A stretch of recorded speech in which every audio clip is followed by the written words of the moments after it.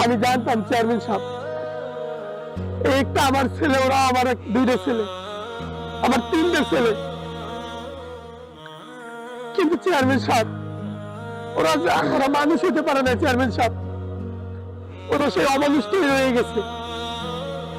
আমারে বলে যে খয়রাতির আমার কিসের চিকিৎসা, এই 200 টাকা নিয়ে ফার্মেসি দিয়ে ওষুধ এনে খাওয়া,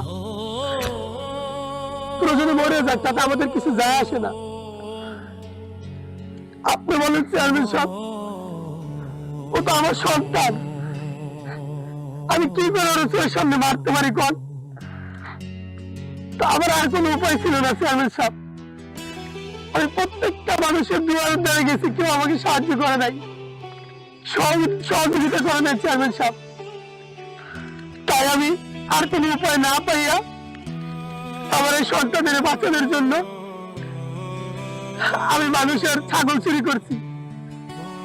এটার জন্য যা বিচার হয় চেয়ারম্যান সাহেব আপনি করেন, আমি মাথা পাইতে দেবো।